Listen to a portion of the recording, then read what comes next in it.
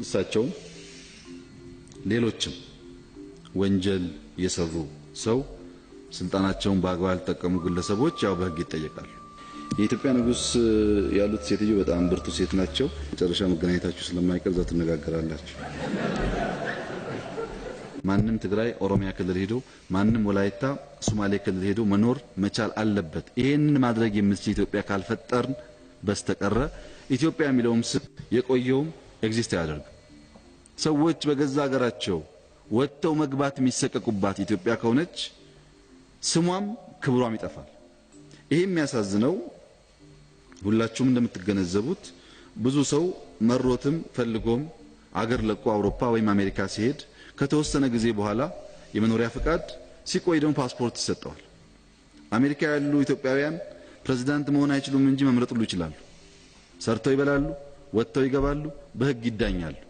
ከዚህ አሜሪካ ድረስ ሄደን መኖር ስንችል እዚቹ ከአንድ መንደር ሄዶ መኖር ችግር ከሆነ ያሳሰብ ደህንነት ነው። ይሄ መቀረፍ አለበት። ኢትዮጵያ በቂ ናት ለሁላችንም። ያን አስበን ጀነረስ ሆነን አብረን መኖር ይኖርብናል። ብዙ ድንበር እንዳለን ባይታሰብ አሳሰቡንም በጋራ ብንዋጋው። ስደት መቼ ይቆማል? ስደት ማስቆም የሚችል አጠቃላይ ቁመና ስንፈጥር። አልፈጠርንም እኮ አሁንም ስራ የሚፈልግ ሰው በጣም ብዙ ነው። ስትራክቸራሊ ያሉን ኢሹዎች አልተፈቱም። በፖለቲካውም በኢኮኖሚውም ሰው ሀገሬ ውስጥ ለመኖር ተስፋ አለ ብሎ እንዲያስብ ነው ያስቻልነው እንጂ ከተስፋ አልፎ የሚመነዘር ነገር ወደ እጁ አላስገባንም። አሁን ያለው የሰላም ድባብና ተስፋ ለኢትዮጵያ ያን ነገር ያመቻቻል ወይ ከሆነ ጥያቄው በጣም ያመቻቻል። ከኤርትራ ጋር የሰላም ስምምነት ስንጀምር ዘላቂ ነገር ሳንሰራ በዓለም አቀፍ ደረጃ ሊያግዙን ሊያበድሩን የሚፈልጉ ኃይሎች በከፍተኛ ሁኔታ አድገዋል። ወርልድ ባንክን ብቻ ብንወስድ ላለፉት በርካታ ዓመታት በቀጥታ የኢትዮጵያን በጀት አግዞ ያውቃል። አሁን በሚቀጥሉት ጥቂት ወራት ቢያንስ $1 ቢሊዮን በቀጥታ በጀታችን ይደግፋል። ይሄ ምንድነው? ወደ ሰላም ጎዳና እየገባችሁ ነው። ሰላም ካለ ልማት ይመጣል። ኢንክሉሲቭ ሆናችኋል፣ እያሳተፋችሁ ነው የሚል እምነት በማደሩ ነው። በአውሮፓ በጣም በርካታ ሀገራት ለማገዝ ፍላጎት ያላቸው ፕራክቲካሊ የሚያገዙ በኤዥያም እንደዚሁ መልካም ዜናዎች አሉ። እነሱን ደምረን ደስተኝነትን በሚያረጋግጥና በተባበረ ክንድ ኢትዮጵያን የሚያሻግር ስራ በመስራት ስደትን ግራጁዋሊ እንቀንሳለን። ዜሮ አናደርግም። ምክንያቱም አሜሪካኖችም ዛሬ ይመጣሉ፣ ኢትዮጵያ ወደ አፍሪካ ይመጣሉ። በእድገት ብቻ ሰው የመንቀሳቀስ ፍላጎቱና አዳዲስ ነገር ኤክስፕሎር የማድረግ ፍላጎቱ መገደብ አይቻልም። ግን የኛ ስደት አስቀያሚ የሆነው በፓስፖርት በታቀደ በተጠና ሳይሆን አደጋ ያለውና ህይወቱን ዋጋ የሚያስከፍል የነበረ በመሆኑ እሱን በሚቀንስ መንገድ ወደፊት ከእድገታችን ጋር እያሻሻልን እንሄዳለን። በሌላ ሀገራት ያሉ ኢትዮጵያውያን ግን አሁንም ቢሆኑ የተፈቱ ብቻ ሳይሆኑ ያልተፈቱትም ቢሆኑ የመኖሪያ ፈቃድ እንዲያገኙ ነግደው ማትረፍ እንዲችሉ ወጥተው መግባት እንዲችሉ ከፍተኛ ዲፕሎማሲያዊ ጫና ያሳደርን ባይንባቸው ሀገራትም ቢሆን ማለት ነው። ዜጋን የሚያከብር መንግስት ለዜጋ የሚቆረቆር መንግስት ከሆንክ በኋላ የምታድነው አለ የማታድነው አለ። አሜሪካ ሁሉን ዜጋ ለማዳን ፍላጎት አላት። ሁሉን ዜጋ ግን የማዳን የመታደግ አቅም የላትም፣ በአገሯ ውስጥም ከአገሯ ውጭም። እኛ ፍላጎት አለን፣ ያዳናቸው አሉ። በቀጣይነትም ኢትዮጵያውያን ሳይሸማቀቁ ወጥተው እንዲገቡ ባሉበትም ተከብረው እንዲኖሩ ጥረት ይደረጋል። በተሟላ መንገድ ግን ማድረግ ጊዜ የሚፈልግና አጠቃላይ የዓለምን እሳቤ ለውጥ የሚሻ መሆኑን ማሰብ ጥሩ ይሆናል እና ስደት ዜሮ ባይሆንም እየቀነሰ እንዲሄድ የወጡም እየገቡ እንዲሰሩ ጥረት ይደረጋል። እናንተም መደገፍ ይኖርባችኋል። የሶማሌው ፕሬዝዳንት ተጣፈንታ ምን ይሆናል? ያው ህግ ይወስነዋል። እንግዲህ እሱ በህግ የሚታይ ነው። አብረን እናያለን ጣፈንታቸው ምን እንደሚሆን። ግን እሳቸው ሌሎችም ወንጀል የሰሩ ሰው ስልጣናቸውን በአግባብ ያልተጠቀሙ ግለሰቦች ያው በህግ ይጠየቃሉ። ይሄ ምንም ለጥያቄ የሚገባ ነገር አይደለም። እንዴትና መቼ በማን ሚሊዮን ጉዳይ በጋራ እንከታተላለን።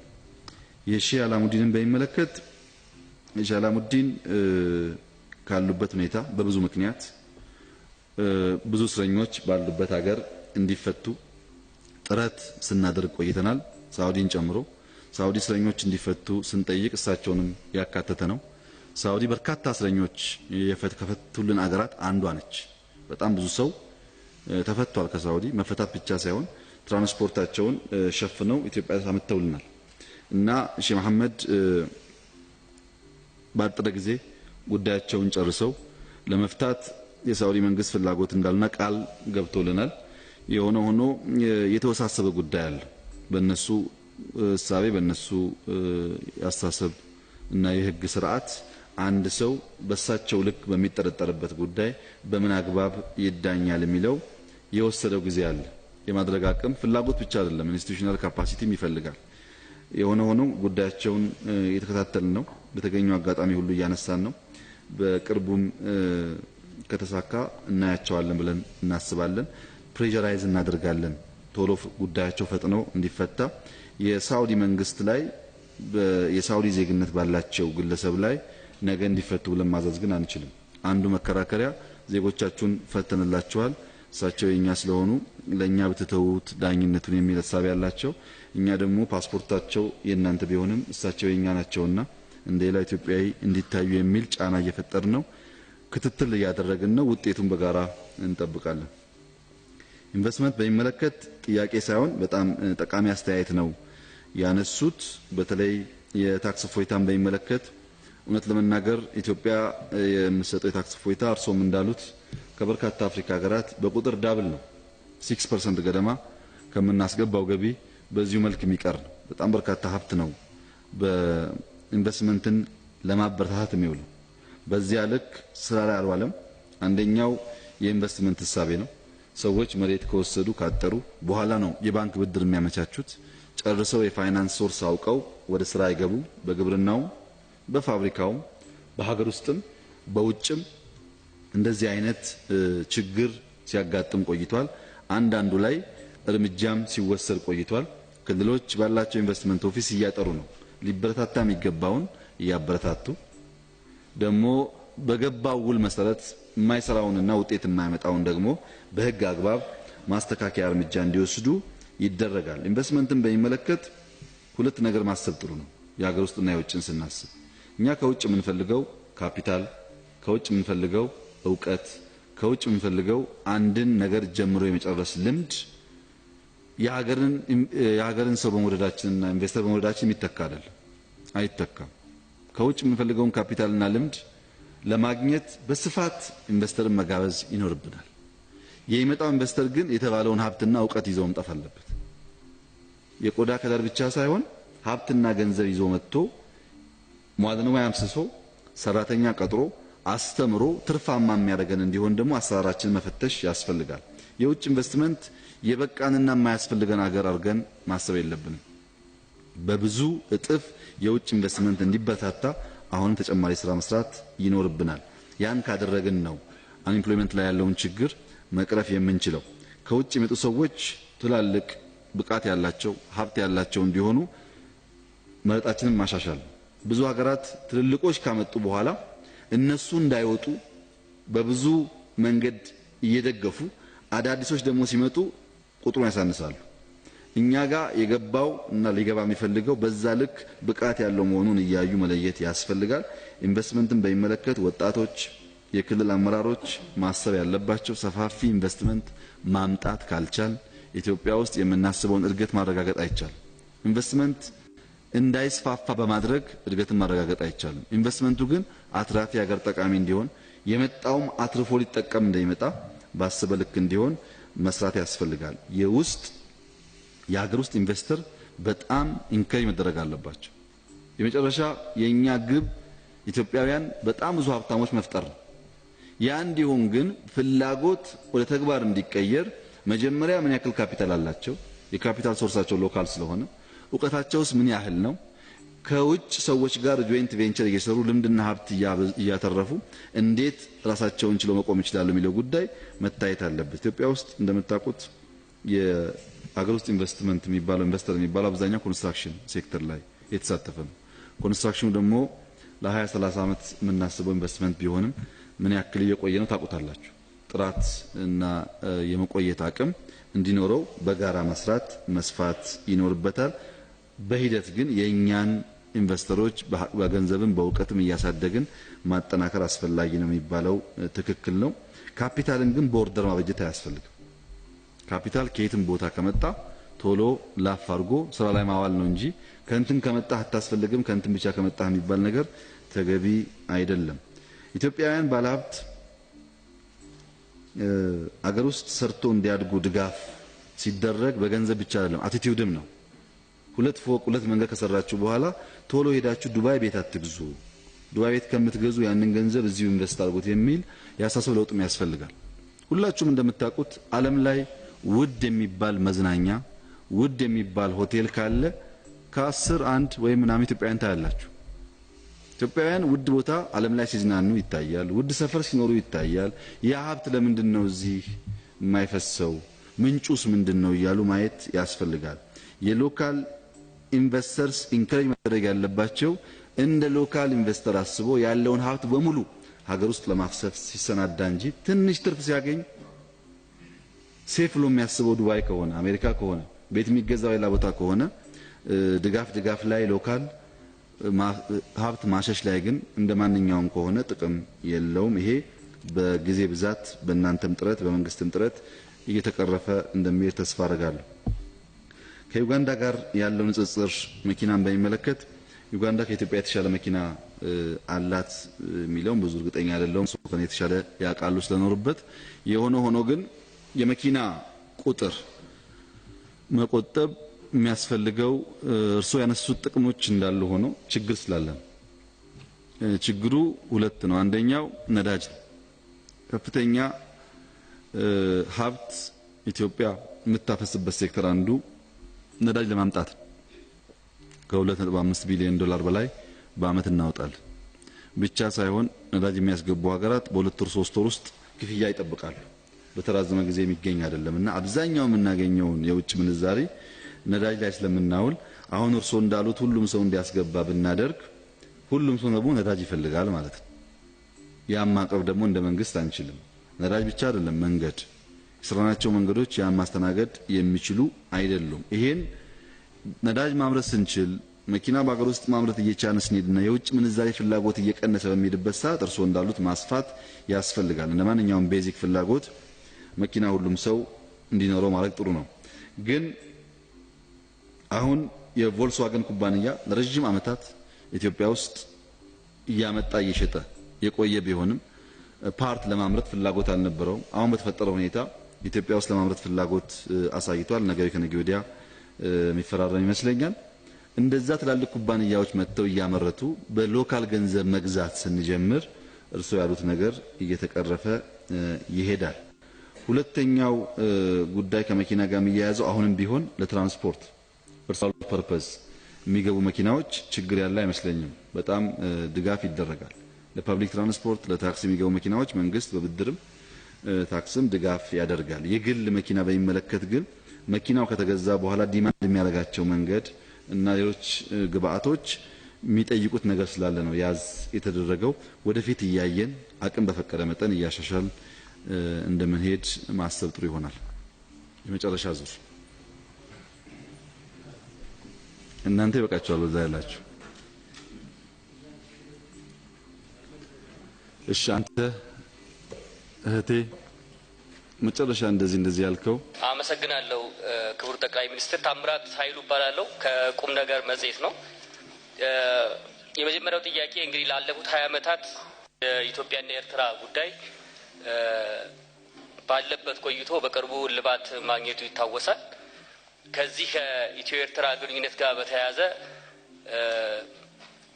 የእርቅ ወይም የሽምግልና ስርዓቱን በተመለከተ የተለያዩ የውጭ ሀገር ነገስታት ጭምር ሙከራ አድርገው ሳይሳካ በመቅረቱ የተነሳ የአርበኞች ግንቦት 7 አመራሮች በዚህ ውስጥ እጃቸውን እንዲያስገቡ በእርሶ በኩል ጥያቄ ቀርቦ በእነሱ በኩል እንደተፈጸመ የሚያመለክት መረጃ በቅርቡ ቶሮንቶ ካናዳ ላይ የህዝባዊ ውይይት ላይ አንድ ከፍተኛ የግንቦት 7 አመራር መናገራቸው ይታወሳልና በዚህ ረገድ እርቁ በምን መልኩ መጣ የሚለውን ግልጽ ቢያደርጉልን።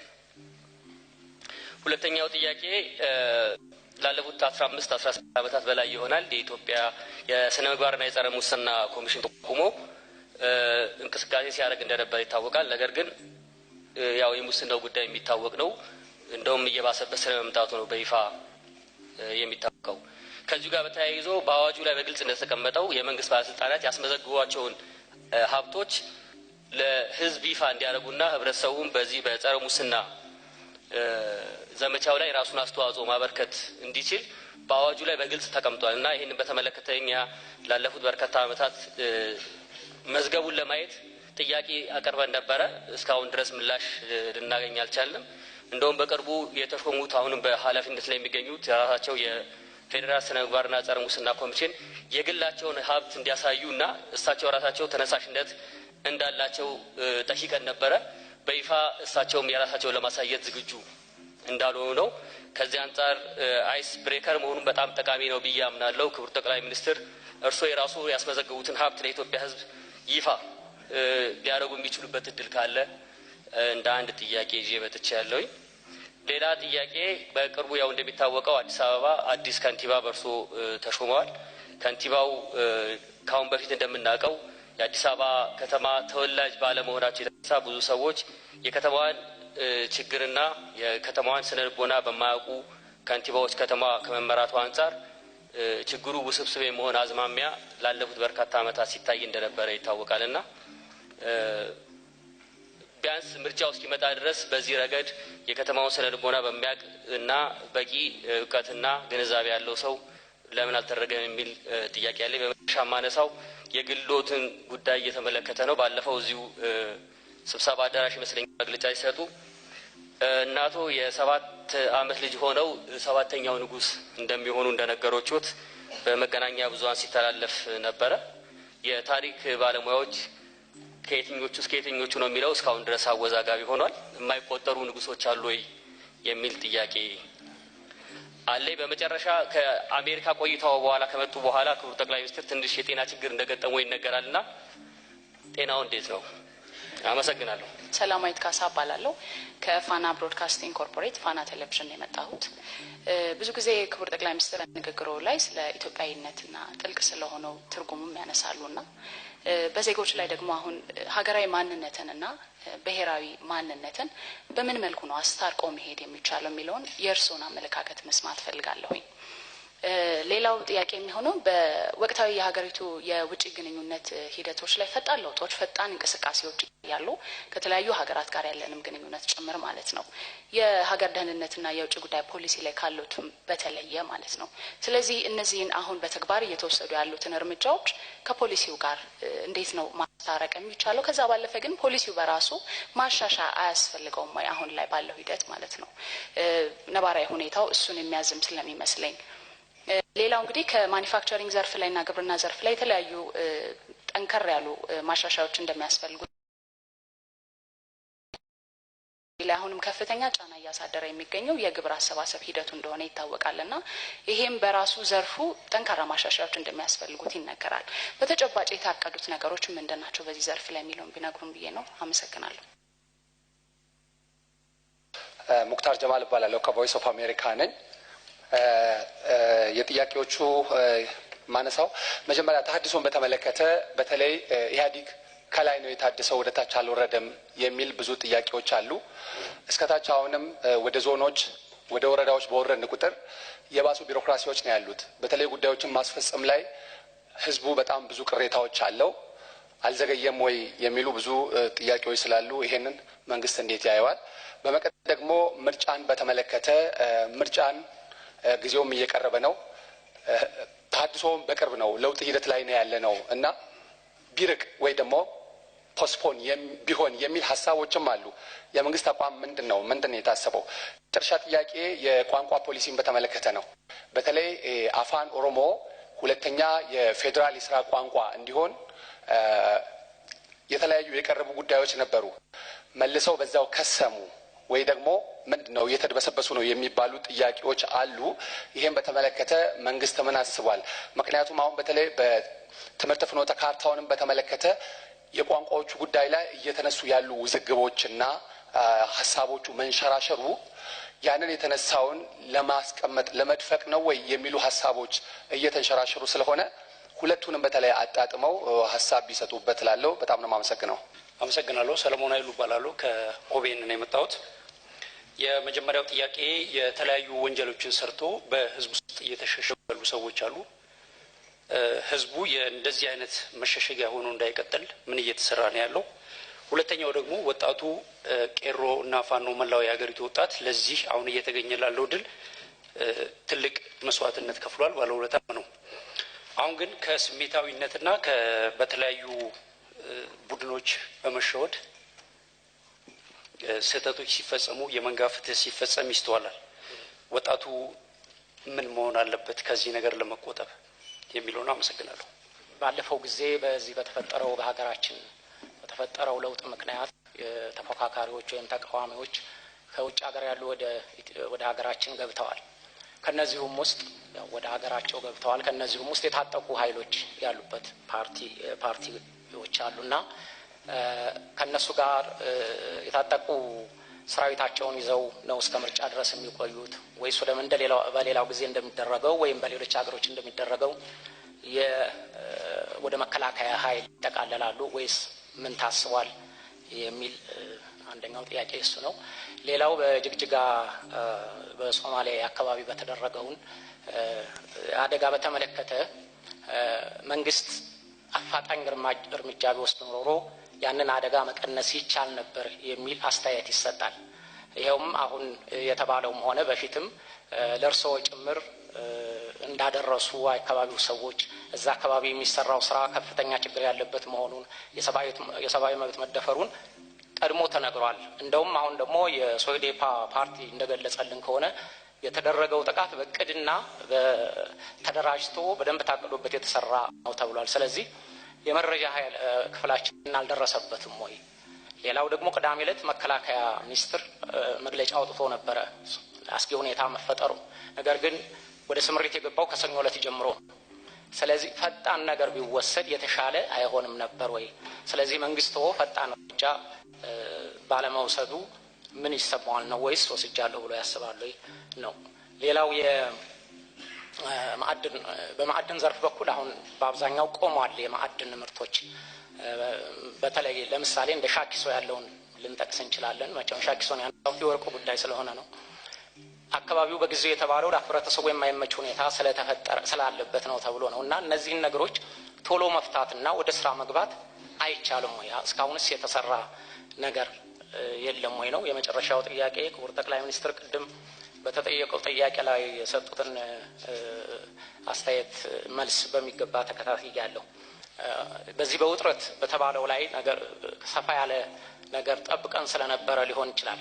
ባጭሩ ላሳጥረውና የኢህአዴግ ስራ አስፈጻሚ ኮሚቴም ልዩነቱ እንዳለ አምኖና ተወያይቶ አቅጣጫ ሰጥቷል ይላል። ይሄ ድፍን ስለሆነ አቅጣጫው ምንድነው? በልዩነቱ በኢህአዴግ ውስጥ ባሉ ፓርቲዎች ያለው ልዩነት አቅጣጫ የተሰጠው ምንድነው የሚለው ነው። እግዚአብሔር ይስጥልኝ ክቡር ጠቅላይ ሚኒስትር። ክቡር ጠቅላይ ሚኒስትር ዶክተር አብይ አህመድ ስለሰጡኝ እድል በጣም አመሰግናለሁ። መስፍን በዙ ነኝ ከአሜሪካ ከቲቪ ኢትዮጵያን ቴሌቪዥንና ሬዲዮ። በመጀመሪያ ወደ ጥያቄ ከመግባቴ በፊት በተለይ አሜሪካን ሀገር ስላደረጉት ምስጋና ለማቅረብ ፈልጋለሁ። ያ ምስጋና ይሄን ብቻ አይደለም። በተለይ በዋሽንግተን ዲሲ አካባቢና አሜሪካ የሚኖሩ የኢትዮጵያኖች አስተያየት ነው። ብዙ ጊዜ ከዚህ ከኢትዮጵያ ወደ አሜሪካን ሀገር መሪ ሲመጣ በተለይ ደጋፊና ተቃዋሚዎች ሲደባደቡ ሲጣሉና ሲፈነካከቱ ነበር የምናየው። በተለይ በአሜሪካን የዲፓርትመንት ኦፍ ሆምላንድ ሴኩሪቲ በደንብ የታወቀ ነበር። ነገር ግን እርስዎ ሲመጡ እንደዛ የሚደባደቡ የሚጣሉ የነበሩት በአንድ ጥላ ስር ደግሞ በጣም ጥቂት አይደለም እጅግ በጣም ብዙ ሆነው ተሰብስበው እንደዛ ኢትዮጵያዊነትን በሚያሳይ ሁኔታ ተሰብስበው በማየታችን ደስታችን በጣም የላቀ ነው። ይሄም የኛ ብቻ አይደለም፣ እዛም አሜሪካም ያሉት የጸጥታ ኃይሎች በጣም ነው የገረማቸው። ስለዚህም በኢትዮጵያኖች ስም ላመሰግነው እወዳለሁ። ከዛ ባሻገር ግን ቅድም መረጃን በተመለከተ ብዙዎቹ ተናግረውታል። ከዚህ በፊትም ክቡር ጠቅላይ ሚኒስትር የቀድሞ ጠቅላይ ሚኒስትር ኃይለማርያም ደሳለኝ አሜሪካ በመጡ ጊዜ መረጃን በተመለከተ ደጋግመን ጠይቀናል። ምንም የተደረገ ነገር የለም።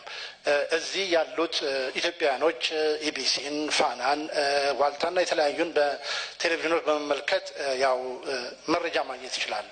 ውጭ ያለው ኢትዮጵያ ግን በተለይ በስራ የተጠመደ ስለሆነ መረጃው በፌስቡክ ነው፣ መረጃው በሶሻል ሚዲያ ነው። ነገር ግን በእነዚህ በሶሻል ሚዲያዎች ላይ የሚለቀቁት መረጃዎች አንዳንዶቹ እጅግ በጣም ከእውነት የራቁና በጣም የከፉ ናቸው እና ይህንን መረጃ ለማግኘት መንግስት በጣም የደከመ ነው።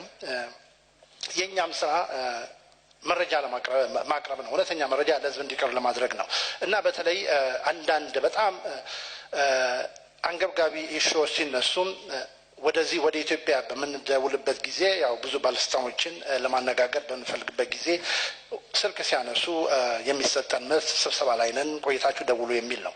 እናም ይህንን በተለይ ውጭ ላለው ኢትዮጵያዊ መረጃውን የሚያገኘው በሶሻል ሚዲያዎች ስለሆነ ያንን ትክክለኛ መረጃ እንዲያገኝ በእርሶ በኩል ምን አይነት ጥረት ይደረጋል? እንዲህ በቀላሉ የሚታይ ነገር አለ? ምክንያቱም ባለፈውም ጊዜ እርሶ ስልጣን ላይ ከመውጣቱ በፊት በሶሻል ሚዲያዎች በፌስቡክ ላይ ብዙ ውሸቶች ተናግረዋል። ያው ለውጦች መጥተዋል። ነገር ግን በዛ ሂደት በተለይ በለቀቁት ውሸቶች የተነሳ የብዙ ወጣት ወገኖቻችን ህይወት ጠፍቷል። አሁንም ያ እንዳይደገም መንግስት በተለይ ውጪ ለሚኖረው ኢትዮጵያውያኖች ትክክለኛ መረጃ ለማድረግ ምን ያህል ጥረት እያደረገ ነው? ክቡር ጠቅላይ ሚኒስትር አመሰግናለሁ። እሺ፣ አመሰግናለሁ። የመጀመሪያው ጥያቄ የኤርትራን ጉዳይ በሚመለከት ሰላሙን ማን ያመጣው የሚልና ከግንቦት ሰባት ኃላፊዎች ጋር ይያያዛል የሚለው ያው የመጀመሪያው የፓርላማ ንግግር ነው የምታስታውሱት። የሰላም ጥሪው ከመጀመሪያ ቀን ጀምሮ የነበረ ነው። ስለዚህ እናንተ እንደ ጋዜጠኛ ወደ ኋላ እየተመለሳችሁ ዳታ ማየት ይኖርባችኋል ማለት ነው። ከዛ በኋላ በነበረው ሁኔታ የውጭ ባለስልጣንም ይሁን ተቃዋሚ ፓርቲም ይሁን ቄስም ይሁን ሼክም ይሁን ሲገኙ የኤርትራን ጉዳይ አደራ ይባላሉ። ምክንያቱም የኤርትራን ጉዳይ መፍታት ፍላጎት ስላለ። ስለዚህ ከነዚህ ከተነገራቸው ሰዎች ከተጠየቁ ሰዎች አንዱ ሊሆኑ ይችላሉ። ለብዙ ሰዎች ጥያቄ ስለሚነሳ ብዙ ሰዎችን ፍላጎት ስለነበራቸው ችግሩን ለመፍታት እናንተ መካከል የኤርትራ ጉዳይ ለመፍታት ምን ያክል አስባችኋል፣ ጽፋችኋል፣ አንብባችኋል ተብሎ ቢጠየቅ ከኔ ጋር ባትገናኙ 90% በዚህ ጉዳይ ያላሰበ ያልጻፈ ያልመከረ እናንተ ውስጥ አለ ያላሰበ ሁሉም ኢትዮጵያዊ ይገደዋል፣ ይጨንቀዋል፣ ሲገናኝ ያወራል። ችግሩ ሲፈታ ደግሞ ሁሉም ይፈታውት ይላል። ዋናው ጉዳይ ኢትዮጵያና ኤርትራ ህዝብ ችግሩን ፈተውታል። በዚህ ውስጥ ያልተሳተፈ ሰው እኔ ያገኘሁት ሰው የለም። ለሁሉም አንስቻለሁ፣ ሁሉም ሞክሯል። የነሱንም በዚያ ማቀፍ ውስጥ ማየት ጥሩ ነው የሚሆነው። የአፍሪካ ሀገራት መሪዎች ጋር ስንገናኝ ይሄ ጉዳይ ያላነሳውለት መሪ የለም። ስለዚህ ሁሉም የራሱ ሙከራ አድርጓል። በድምር ውጤት ቢወሰድ ጥሩ ነው።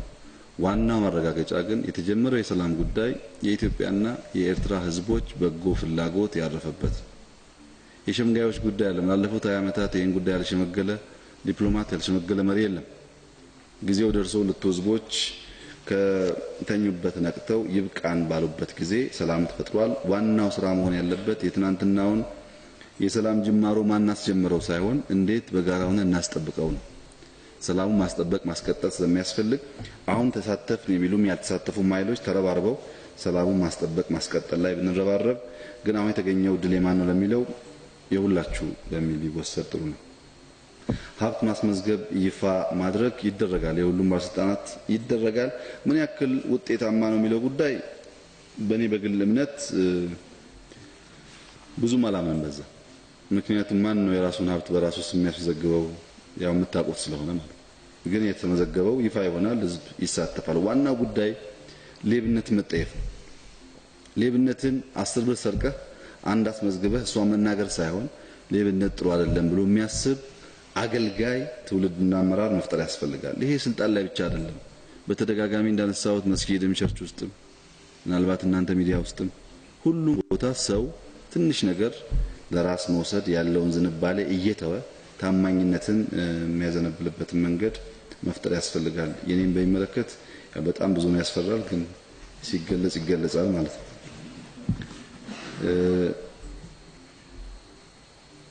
አካፍለኝ እንዳትፈልጭ ብዙ ሀብታም የመሆን ፍላጎት ብዙ የለኝም፣ ያለኝ ይገለጻል።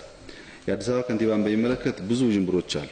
ለእያንዳንዱ ውሳኔ ሰው በብሔር መነጽር ስለሚያይ እና ከዚያም የተነሳ አጀንዳ ሴት ስለሚያደርግ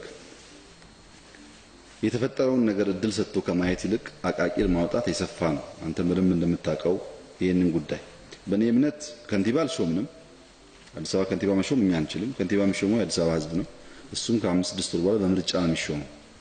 እኛ ያደረግነው የስልጣን ጊዜው ያበቃ ምክር ቤት ሲበተን በባላደራ ከሚመራ አዲስ አበባ 3 ወጣት እና የተለያየ ሙያ ያላቸው ኢትዮጵያውያን ምክትል ከንቲባ ሆነው ስራ ተከፋፍለው የከተማውን ስራ ወደፊት እንዲወስዱ ነው ያደረግነው። በዚህም 10 ትላልቅ ፕሮጀክት ቀርጸው አዲስ አበባ መተኛ ካፒታል እናደርጋለን ብለው እየሰሩ ነው። ማገዝ ነው ጥሩ የሚሆነው። በጣም በሶስቱም ትልቅ እምነት አለኝ። አንደኛ ቢሮክራቲክ ባህሪ ያላቸው እና ቢሮ ተቀምጠው ሰው በቀጠሮ እያስገቡ መስጠቱ አይነት ሳይሆኑ ወደ ሰው እየሄዱ ችግር ይፈታሉ የሚል ሙሉ እምነት አለኝ። ለአዲስ አበባ የሚያስፈልገው ቢሮ ተቀምጦ 10 ሰው የሚያነጋግር ሳይሆን ወደ የቀበሌው ወደ ክፍለ ከተማ እየሄደ ችግር የሚፈታ መሪ ነው። ያን እንደሚያደርጉ ተስፋ አለኝ። በተሰጣቸው ጊዜ ውስጥ በጣም ምርጥ ስራ እየሰሩ ነው ያሉት። እናንተ ማገዙና ውጤቱን ብናይ። ከንቲባ የመምረጥ ስልጣን ግን የአዲስ አበባ ሕዝብ ነው። ጊዜው ሲደርስ እሱ ይወስናል ማለት ነው። ከንቲባ ተሾመ ተብሎ የሚነገረው ስህተት ስለሆነ የኢትዮጵያ ንጉስ ያሉት ሴትዮ በጣም ብርቱ ሴት ናቸው። እሳቸው አሁን የሉም። ለምን እንዳሉ እዛው ስንገናኝ እንጠይቃቸዋለን። ግን ብለዋል። ከየት ጀምሮ ነው ያሉት፣ የትኛዋ ኢትዮጵያ ነው ያሉት የሚለውን ያው መጨረሻ መገናኘታችሁ ስለማይቀር እዛው ትነጋገራላችሁ።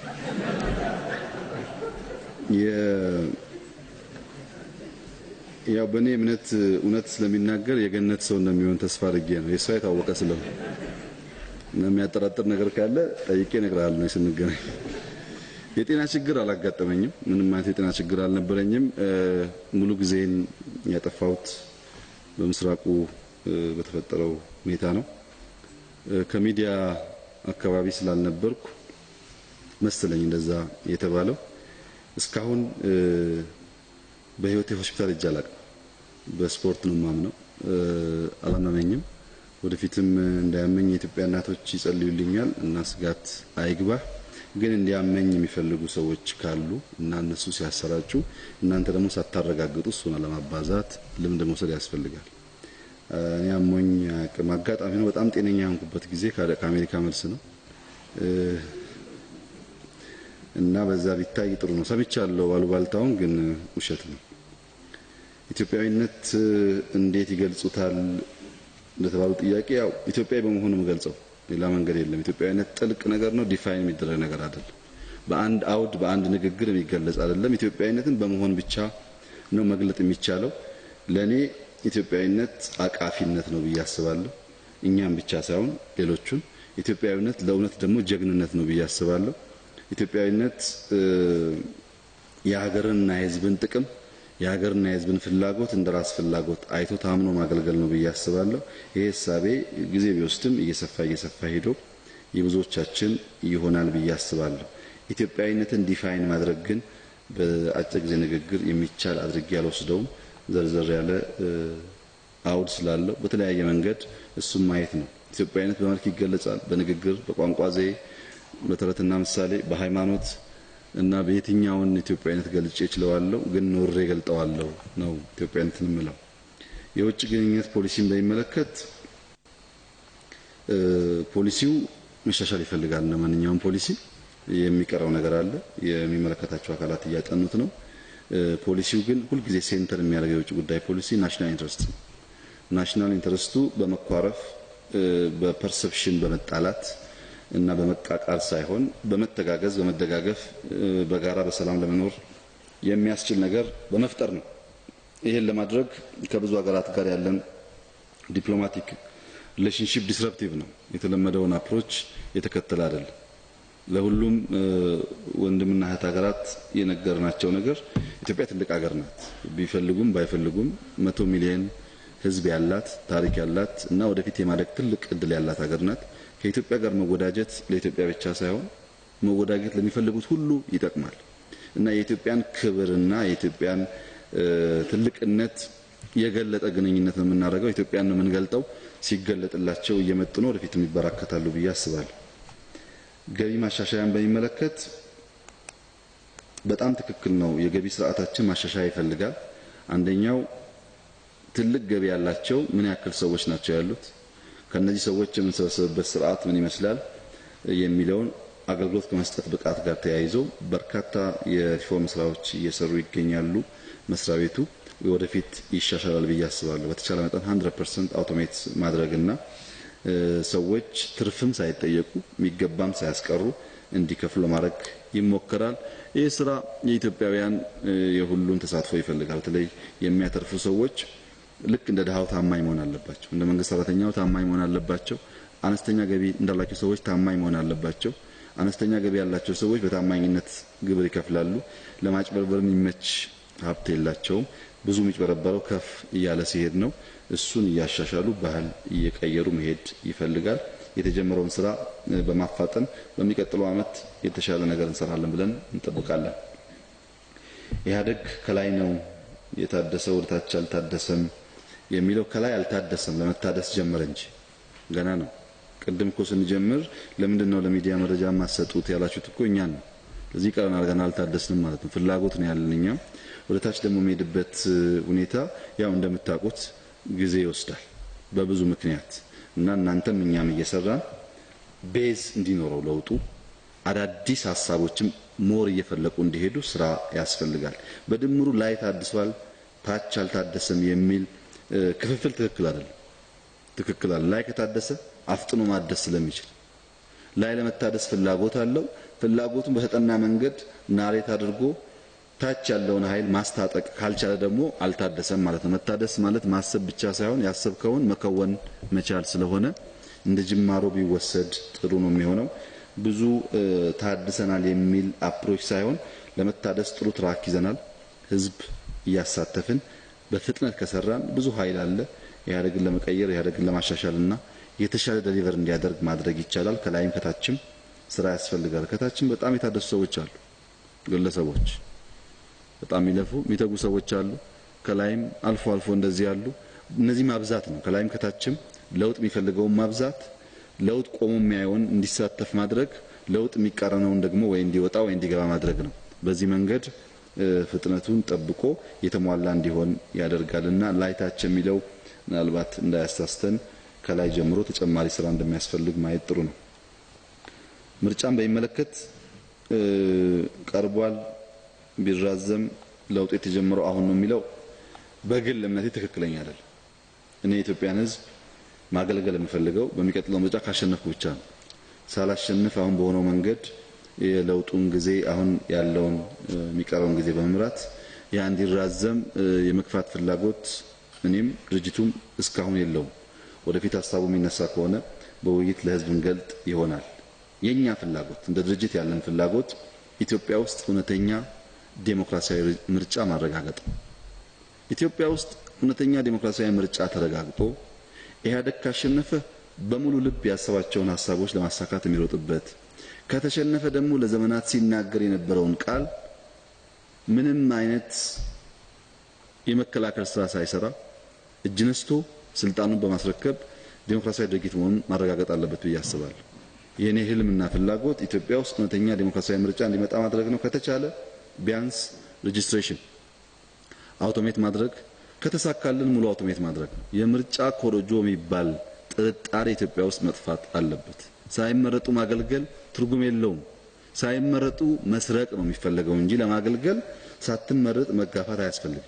ከተመረጥክ ማገልገል፣ ካልተመረጥክ ደግሞ ሌላ ማገልገያ አውድ መፈለግ ስለሚቻል ምርጫው ዲሞክራሲያዊ መሆኑን በጣም አበክሮ መስራት ያስፈልጋል። ለዚህ ደግሞ አውቶሜት ማድረግ ብቻ ሳይሆን የምርጫ ተቋሙ በኢህአዴግም በተቃዋሚዎችም በህዝብ እንዲታመን አድርገን የማደራጀት ስራ የቀጣይ ዓመት ዋናው ስራችን ይሆናል።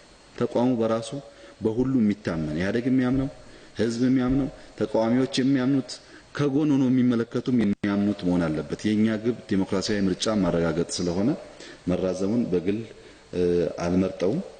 እስካሁን አልተወያየንበትም። ጉዳዩን ስንወያይ የተለየ ሀሳብ ካለ ለህዝብ እንገልጻለን። አፋን ኦሮሞን በሚመለከት ፕሪሚሱ የጥያቄው መነሻ አፋን ኦሮሞን በሚመለከት በዓለም ላይ 6 ትላልቅ ኢንተርናሽናል የሚባሉ ቋንቋዎች አሉ።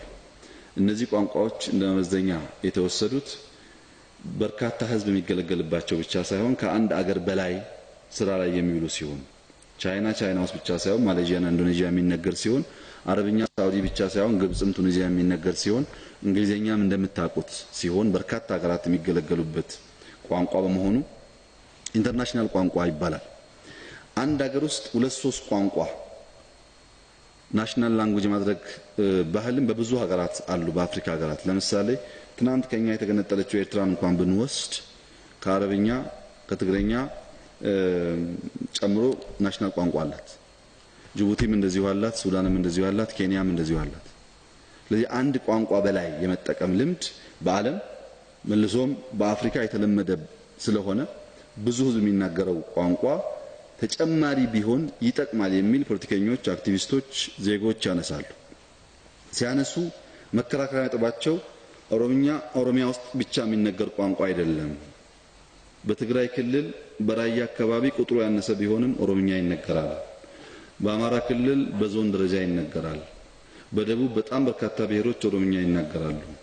ቤኒሻንጉል በመቶ ሺህ የሚቆጠር ህዝብ ይናገራል። ጋምቤላም ቁጥሩ ቢያንስ ይናገራል። በሶማሌም በሐረሪም እንደዚሁ ሁሉም ክልል የሚነገር ስለሆነ በጣም በርካታ ህዝብ ስለሚናገረው ናሽናል ላንጉዌጅ ቢሆን ጥሩ ነው የሚል ጥያቄ ይነሳል። ይህን ጥያቄ በጣም በቀና አይን ነው የማየው። በቀና አይን የማይበት ምክንያት ኦሮሞ ኢትዮጵያ ሀገሬ ናት፣ ቋንቋዬ ባህሌ ኢትዮጵያ ውስጥ ማደግ መስፋት አለበት ሲል ትልቅ ደስታ ይሰጠኛል። ኢትዮጵያ ሀገሬ አይደለችም ሲል ብቻ ነው የሚያስቀይመኝ። የባለቤትነት ስሜት ኖሮ ኢትዮጵያ ውስጥ የሚገባኝ ነገር ላገኝ የሚለው ሐሳብ ብዙ የሚያጣላ ኢትዮጵያውያን የሚያስቀይም ነው ብዬ አላስብም።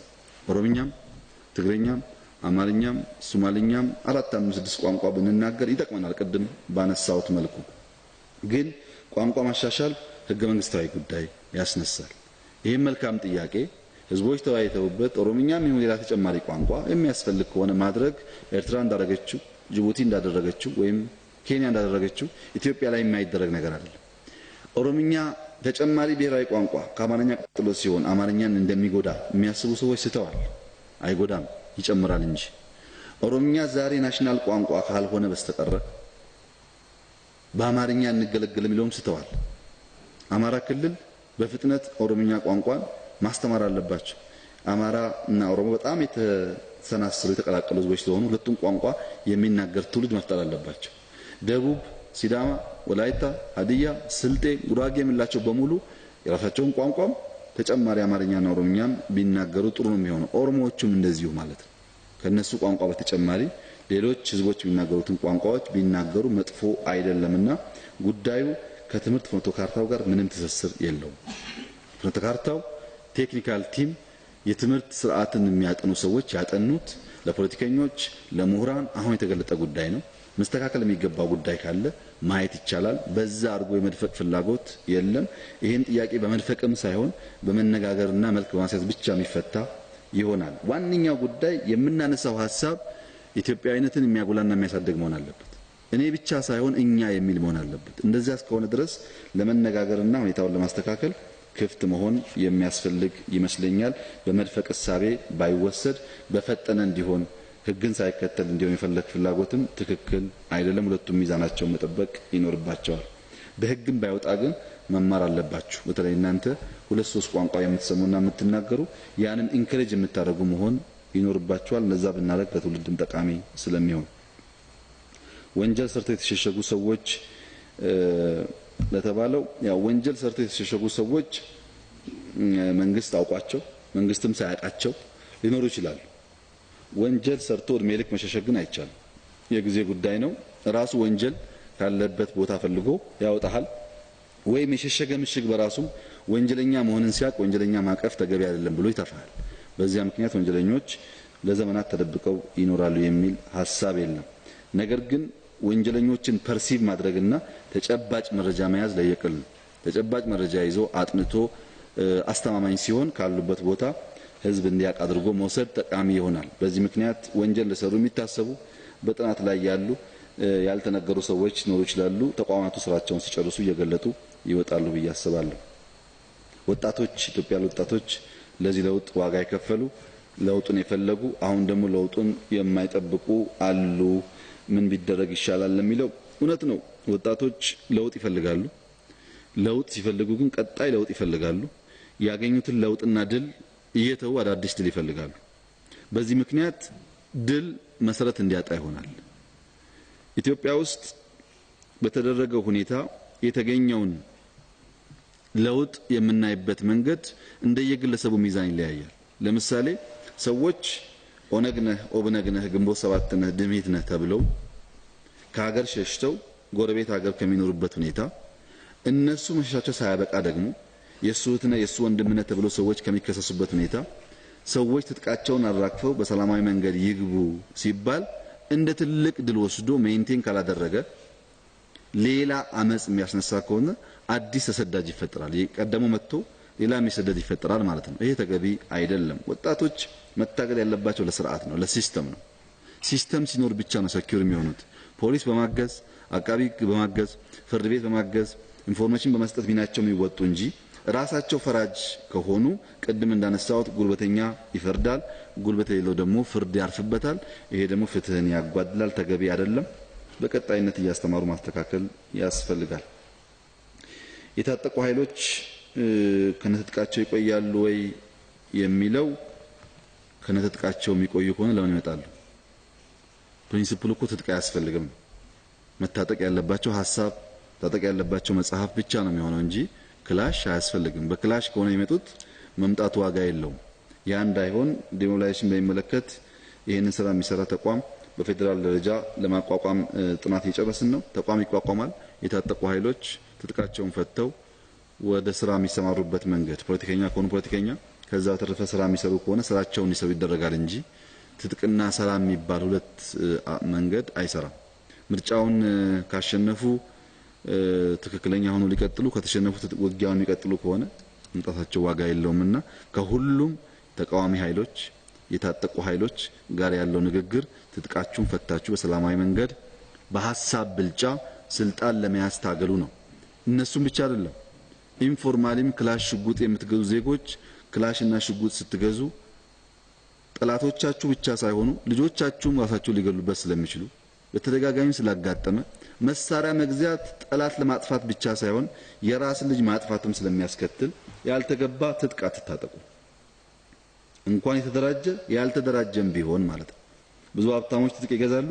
ከገዙ በኋላ ጠላት ብቻ ሳይሆን ቤተሰብ ይጎዳበታልና እንደዛ እንዳይሆን ትጥቅ ንግድ ላይ የሚያተኩሩ ኃይሎች በሙሉ የመግደል የማስገደል ዝንባሌ እየቀነሰ ወደ ልማቱ እንዲያተኩር ይፈለጋል። እነሱም በዚያው ማቀፍ ውስጥ የሚታዩ እንጂ ከነጥጥቅ የሚገባ ኃይል የለም።